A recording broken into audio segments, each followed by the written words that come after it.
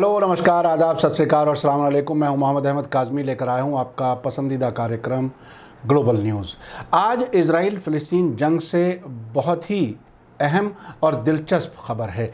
Israel के सरकारी अरबी ज़बान के ट्विटर हैंडल पर हमास के ख़िलाफ़ जंग को मुसलमानों की मजहबी पाक किताब कुरान का हवाला देते हुए सही बताने की कोशिश की गई है।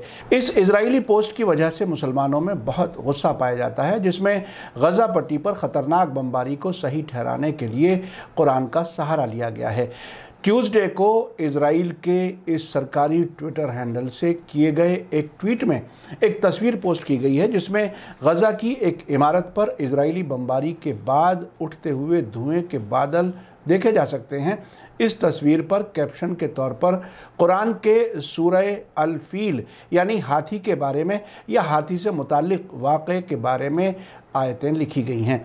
आपको बता दूं कि सूरह अल फील में अरब हिस्ट्री के एक इस्लाम से पहले के वाक़े का जिक्र है, जिसमें हाथियों पर सवार होकर एक राजा की फ़ौज ने पाक शहर मक्का पर चढ़ाई करने की कोशिश की थी ताकि खाने काबा को तबाह कर सके, लेकिन परिंदों के एक झुंड ने उन पर छोटे छोटे पत्थर गिराए थे, जिसकी वजह से वो फ़ौज अपने हाथियों समेत वहीं तबाह हो गई थी।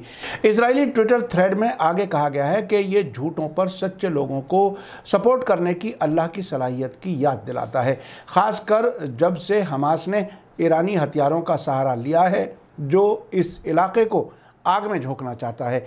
इजरायली फ़ौज गज़ा में हमास के उनके मुताबिक टेररिस्ट ठिकानों को निशाना बना रही है। इस पोस्ट में इजरायली फ़ौज ने खुद को कुरान में ज़िक्र किए गए उन परिंदों जैसा बताया है जिन्होंने मक्का को हाथियों की फ़ौज से बचाया था। उन्होंने हाथियों की फ़ौज हमास को बताया है, लेकिन हकीकत यह है कि इजराइल अमेरिका के भारी और तबाहकारी हथियारों के सहारे इस्लाम के तीसरे सबसे मुक़द्दस मजहबी मकाम मस्जिद अल अक़सा को तबाह करना चाहता है और बैतुल मुक़द्दस की इस्लामी पहचान मिटाने की कोशिश कर रहा है। जबकि पिछली 7 दहाइयों से बड़े पैमाने पर जुल्म सहने वाले फ़िलिस्तीनी मस्जिद अल अक़सा का बचाव सिर्फ पत्थरों और रॉकेटों से कर रहे हैं, जिनका कंपैरिजन उन परिंदों के पत्थरों से किया जा सकता है जिनका जिक्र कुरान में मौजूद है। पिछले 20 दिनों के दौरान गज़ा पट्टी पर इजराइल की ख़तरनाक बमबारी में 63 बच्चों और 36 औरतों समेत कम से कम 220 फ़िलिस्तीनी लोग मारे जा चुके हैं।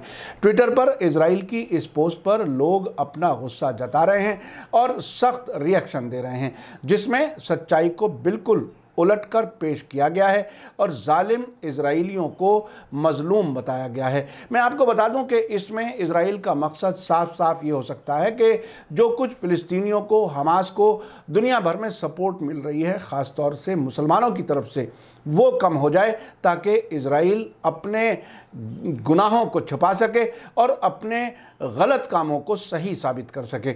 मुझे इस वाक़े के साथ लंदन में रहने वाले एक अरब जर्नलिस्ट की बात याद आती है, जिन्होंने एक पर्सनल मुलाकात में मुझे बताया था कि इजरायली और दूसरी इस्लाम दुश्मन ताकतें जुल्म करते हुए भी खुद को मजलूम के तौर पर पेश करने के लिए प्रोपेगेंडा करती हैं, जबकि मुसलमान मजलूम होते हुए भी खुद को जालिम के तौर पर पेश करते हैं। मैं उससे आगे ये समझाऊं कि यहूदियों के कंट्रोल वाला मीडिया मुसलमानों को मजलूम होते हुए भी जालिम के तौर पर पेश करता है ताकि दुनिया की हमदर्दी उनके साथ नहीं हो सके। यही वजह है कि फ़िलिस्तीन पर कब्ज़ा करके इजराइल को कायम किया गया, फ़िलिस्तीनियों को बेघर किया गया, दूसरे मुल्कों और रिफ्यूजी कैंपों में रहने पर मजबूर किया गया और बाकी जो फ़िलिस्तीनी अपनी ज़मीन और अपने घर वापस हासिल करने के लिए लड़ रहे हैं, उन्हें ही दुनिया के सामने टेररिस्ट बनाकर पेश किया गया ताकि दुनिया उनके दर्द और तकलीफ़ को महसूस ना करे बल्कि उनसे नफ़रत करने लगे। आखिर में आप बताइए कि क्या आप मेरी राय से मुत्तफ़िक़ हैं, या अगर आपकी राय अलग है तो भी आप बताएं कि आखिर आप इन वाक़यात को कैसे देखते हैं। आखिर में मैं आपको याद दिला दूं कि अगर आपने अभी तक media star world YouTube channel subscribe नहीं किया है तो सब्सक्राइब कर लें और घंटी दबाना ना भूलें, और अगर आप हमें फेसबुक पर देख रहे हैं तो हमारा पेज लाइक करें ताकि आपको हमारी हर वीडियो की खबर सही वक्त पर मिल सके। इसी के साथ मुझे दीजिए इजाज़त। आज का ग्लोबल न्यूज़ एपिसोड कैसा लगा कमेंट्स में ज़रूर लिखें। थैंक यू, धन्यवाद, शुक्रिया। जय भारत, जय हिंद।